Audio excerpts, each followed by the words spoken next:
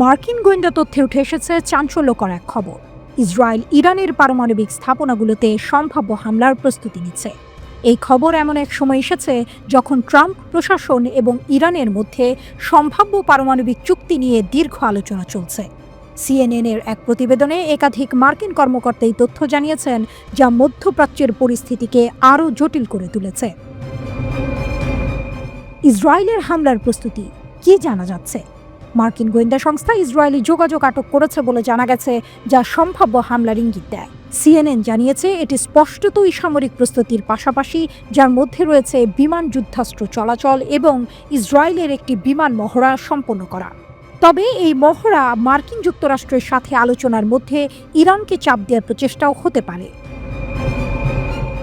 গত নভেম্বরে ইসরায়েলি প্রতিরক্ষামন্ত্রী ইসরায়েল কাটজ এক্সে পোস্ট করেছিলেন, ইরান তার পারমাণবিক স্থাপনাগুলিতে হামলার জন্য আগের চেয়েও বেশি উন্মুক্ত। আমাদের সবচেয়ে গুরুত্বপূর্ণ লক্ষ্য অর্জনের সুযোগ রয়েছে ইসরায়েল রাষ্ট্রের অস্তিত্বের হুমকিকে ব্যর্থ করা এবং নির্মূল করা।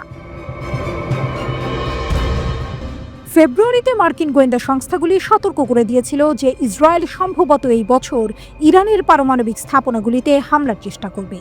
তবে মার্কিন যুক্তরাষ্ট্রের সমর্থন ছাড়া ইসরায়েল কতটা পরিমাণে হামলা চালাতে সক্ষম হবে তা স্পষ্ট নয়।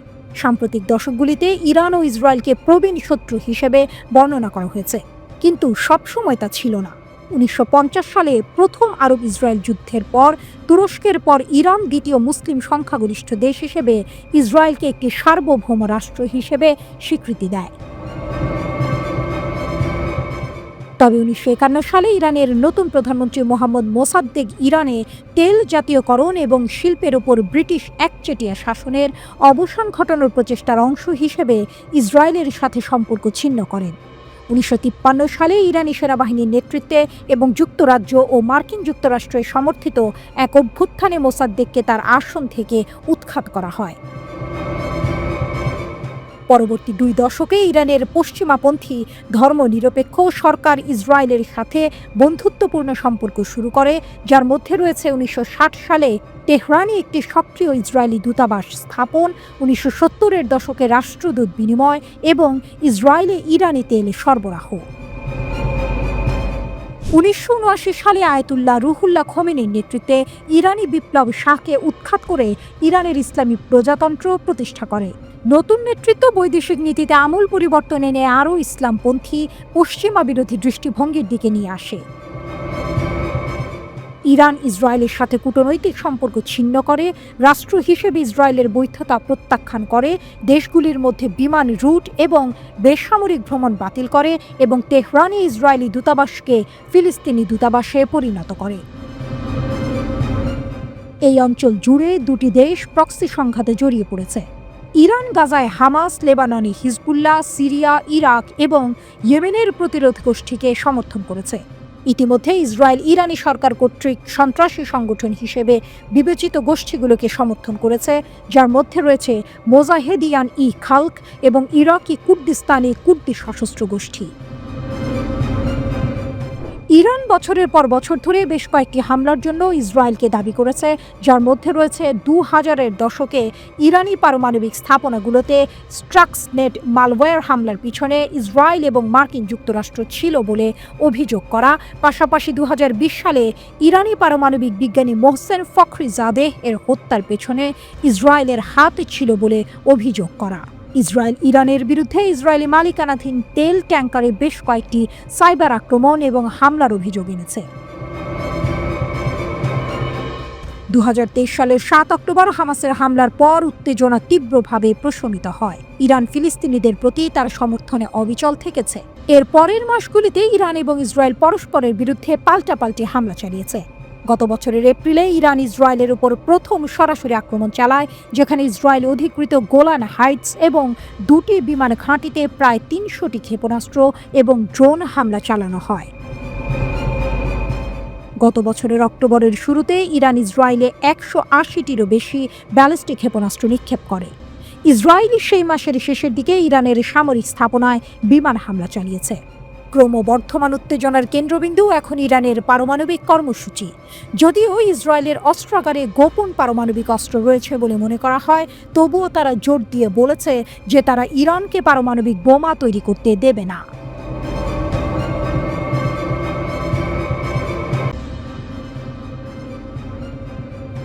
মধ্যপ্রাচ্য একসময় ছিল মার্কিন নীতির পরীক্ষাগার, কিন্তু সেই সময় যেন শেষের পথে। এবার সরাসরি হুঁশিয়ারি দিলেন ইরানের সর্বোচ্চ নেতা আয়াতুল্লাহ আলী খামেনি। বললেন, মধ্যপ্রাচ্যে মার্কিন আধিপত্য আর চলবে না, একদিন তাদের এখান থেকে বাধ্য হয়ে চলে যেতে হবে। এ যেন বজ্রপাত।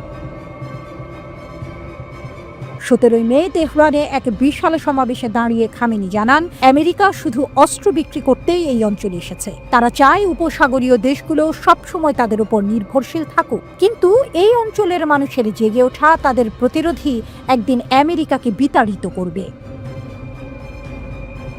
এই বক্তব্যের পেছনে আছে মার্কিন প্রেসিডেন্ট ডোনাল্ড ট্রাম্পের সাম্প্রতিক মধ্যপ্রাচ্য সফর। সৌদি আরব, কাতার ও সংযুক্ত আরব আমিরাতে ট্রাম্প কোটি কোটি ডলারের অস্ত্র বিক্রি করেছেন। আর সেই সফরেই ইরানের বিরুদ্ধে দিয়েছেন একের পর এক হুমকি, তেল রপ্তানি বন্ধ করে দেওয়ার হুমকিও দিয়েছেন। কিন্তু খামেনির জবাব ছিল চরম ব্যঙ্গাত্মক।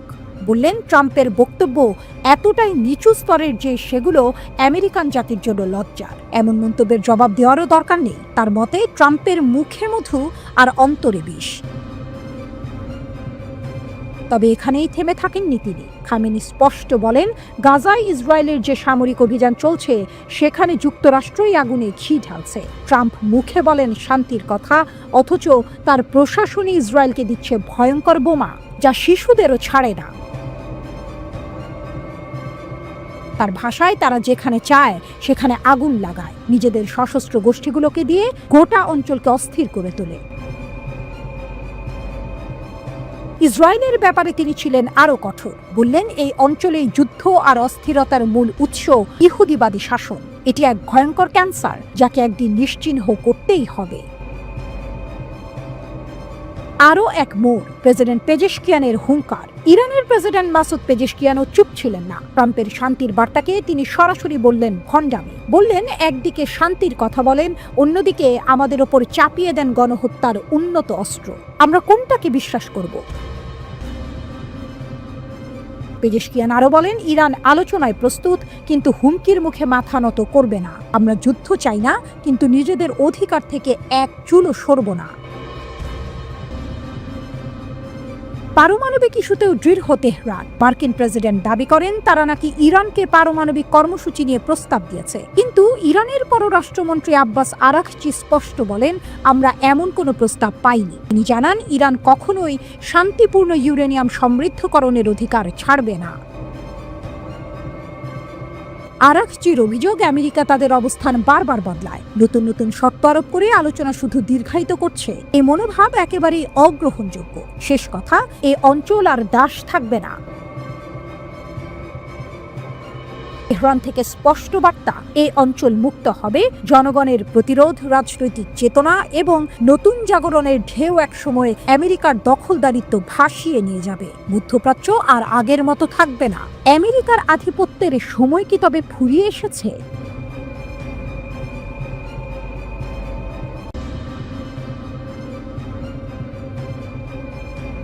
তেহরানের হুঙ্কার, 600 ক্ষেপণাস্ত্রের ভয়ে কাঁপছে তেল আবিব। মার্কিন হুমকির মুখে ইরান যেন ইস্পাতের মতো কঠিন। তাদের বিপ্লবী গার্ড কর্পস IRGC এর প্রধান সাফ জানিয়ে দিয়েছেন, তেহরান যে কোনো পরিস্থিতির জন্য প্রস্তুত। শত্রুদের হুঁশিয়ার করে তিনি বলেছেন, ইরানের সঙ্গে পাঙ্গা নিলে তাদের চরম অপমানিত হতে হবে।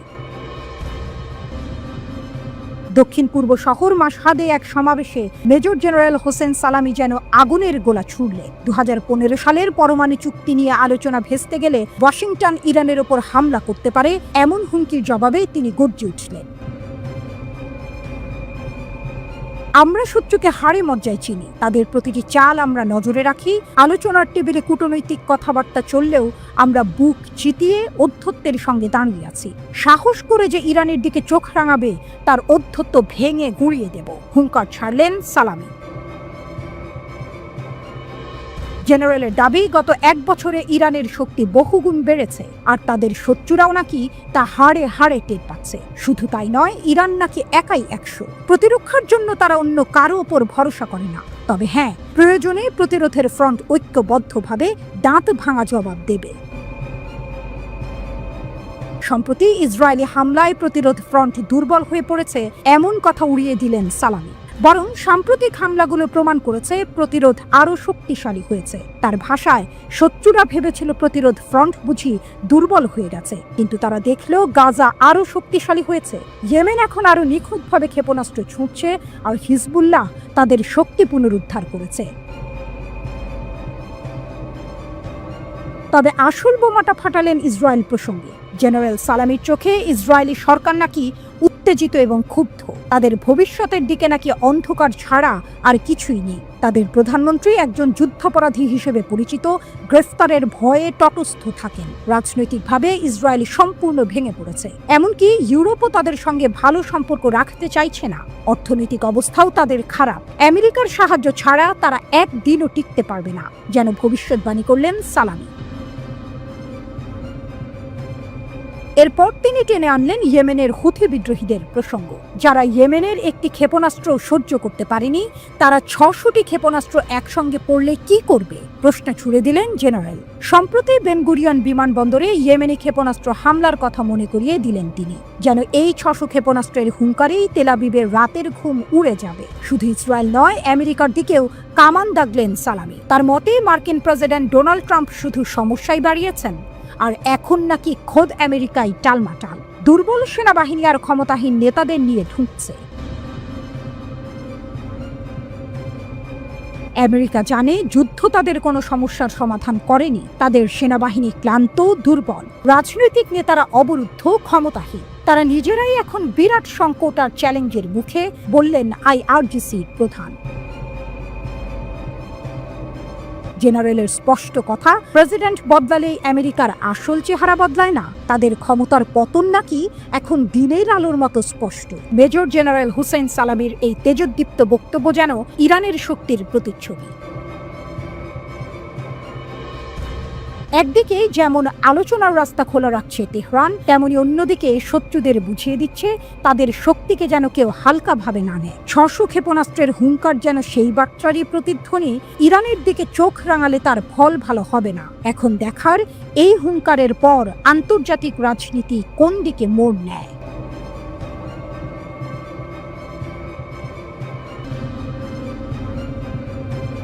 মরু ঝড়ে টাকার ঝলকানি, অস্ত্রের ঝনঝনানি। মরুভূমির বুকে তখন পড়ন্ত বিকেল, লালচে আভা ছুঁয়ে যাচ্ছিল রিয়াদের আকাশ। ঠিক সেই সময়েই ঘটল এক ঐতিহাসিক ঘটনা। মার্কিন প্রেসিডেন্ট ডোনাল্ড ট্রাম্পের রাজকীয় আগমন যেন মরুভূমিতে টাকার বন্যা বইয়ে দিল। আর সেই বন্যার তোড়ে ভেসে গেল $142 বিলিয়ন। হ্যাঁ, ঠিকই শুনেছেন, $14,200 কোটি বিশাল অস্ত্র চুক্তি। যুক্তরাষ্ট্র আর সৌদি আরবের মধ্যে বন্ধুত্বের হাত আরও শক্ত হলো। তবে সেই বন্ধনে কি মিশে রইল যুদ্ধের গন্ধ? মঙ্গলবার রিয়াদের সৌদি মার্কিন বিনিয়োগ ফোরাম সাক্ষী থাকলো এক মেগা চুক্তি। যুবরাজ মোহাম্মদ বিন সালমানের পাশে দাঁড়িয়ে ট্রাম্প যেন ক্ষমতার নতুন সমীকরণ লিখলেন। শুধু অস্ত্র বিক্রি নয়, আরও $600 বিলিয়ন বিনিয়োগের প্রতিশ্রুতিও এলো সৌদি আরবের পক্ষ থেকে। যুবরাজ তো বলেই দিলেন, আগামী কয়েক মাসে এই অঙ্ক $1 ট্রিলিয়ন পৌঁছতে পারে। ভাবুন একবার, কত টাকার খেলা। হোয়াইট হাউস এই চুক্তিকে বলছে ইতিহাসের সবচেয়ে বড় সামরিক সরঞ্জাম বিক্রির চুক্তি। 5টি বিশাল খাতে ভাগ করা হয়েছে এই কারবার। আকাশপথে শক্তি বাড়ানো, ক্ষেপণাস্ত্রের সুরক্ষা, নৌ আর উপকূলের নিরাপত্তা, সীমান্ত পাহারা আর স্থল বাহিনীকে অত্যাধুনিক করে তোলা। শুধু অস্ত্র বিক্রি করে ক্ষান্ত নয় আমেরিকা, সৌদি সেনাদের প্রশিক্ষণ আর তাদের সামরিক শিক্ষা প্রতিষ্ঠানের উন্নয়নের দায়িত্বও নিয়েছে তারা, যেন একেবারে হাতে ধরে শিখিয়ে পড়িয়ে যুদ্ধের জন্য তৈরি করবে তাদের বন্ধুদের। বাদ যায়নি কৃত্রিম বুদ্ধিমত্তা, গ্যাস টারবাইন আর উড়োজাহাজের মতো আধুনিক প্রযুক্তিও। চুক্তি সইয়ের পর ট্রাম্পের মুখে যেন মধু ঝরছিল। মোহাম্মদ বিন সালমানকে তিনি অসাধারণ একজন মানুষ বলে দিলেন, সৌদি আরবকে বললেন চমৎকার জায়গা, আর এখানকার মানুষদের আখ্যা দিলেন চমৎকার বলে। তবে এই মিষ্টি কথার আড়ালে যে কাঁটা লুকিয়ে তা বুঝতে বাকি নেই কারো। এত বিপুল পরিমাণ অস্ত্রের ঝনঝনা নাকি শান্তির বার্তা দেয়, নাকি মধ্যপ্রাচ্যের আকাশে আরও ঘন কালো মেঘের আনাগোনা? সৌদি আরব সফরের পর ট্রাম্পের কাতার আর সংযুক্ত আরব আমিরাত যাওয়ার কথা, তবে তার মধ্যপ্রাচ্য সফরে ব্রাত্য রাখা হয়েছে পুরনো বন্ধু ইসরায়েলকে। এই সিদ্ধান্তে ইতিমধ্যেই প্রশ্ন উঠতে শুরু করেছে, ট্রাম্পের চোখে এখন কার পাল্লা ভারী? তবে চমক এখানেই শেষ নয়। বৃহস্পতিবার তুরস্ক যাওয়ার আগ্রহ দেখিয়েছেন ট্রাম্প। তার নাকি ইচ্ছে ইউক্রেন যুদ্ধ থামাতে ইস্তাম্বুলে রাশিয়া আর ইউক্রেনের বৈঠকে মধ্যস্থতা করবেন। জানুয়ারিতে ক্ষমতায় বসার পর থেকেই নাকি তিনি এই যুদ্ধ থামানোর জন্য মরিয়া। তবে কি অস্ত্রের ব্যবসার পাশাপাশি শান্তির দূত হতে চাইছেন ট্রাম্প? এই টুইস্ট কিন্তু বেশ ইন্টারেস্টিং। তবে মধ্যপ্রাচ্য সফরে ইরানের পারমাণবিক প্রকল্প নিয়ে যে আলোচনা হবে সে কথা ট্রাম্প আগেই জানিয়ে দিয়েছেন। কিছুদিন আগেই ওমানের মাস্কাটে আমেরিকা আর ইরানের প্রতিনিধিদের মধ্যে এ নিয়ে বৈঠকও হয়েছে। আর ট্রাম্পের হুঁশিয়ারি, কূটনৈতিক পথে সমাধান না হলে সামরিক পদক্ষেপ নিতেও নাকি তিনি পিছপা হবেন না। একদিকে এত বিশাল অস্ত্রের চুক্তি, অন্যদিকে যুদ্ধের হুঙ্কার। মধ্যপ্রাচ্যের পরিস্থিতি যেন এক আগ্নেয়গিরির উপর দাঁড়িয়ে। অন্যদিকে এই চুক্তির ফলে আমেরিকার অর্থনীতি যে চাঙ্গা হবে তাতে কোনো সন্দেহ নেই। সৌদি আরব তো এমনিতেই আমেরিকার অস্ত্রের সবচেয়ে বড় খদ্দের। তবে প্রশ্ন উঠছে, এই বিপুল পরিমাণ অস্ত্র শেষ পর্যন্ত কোথায় ব্যবহার হবে? ইয়েমেনের রক্তক্ষয়ী যুদ্ধ কি আরও দীর্ঘায়িত হবে, নাকি এই অস্ত্র মধ্যপ্রাচ্যের ক্ষমতার ভারসাম্যে নতুন কোনো পরিবর্তন আনবে?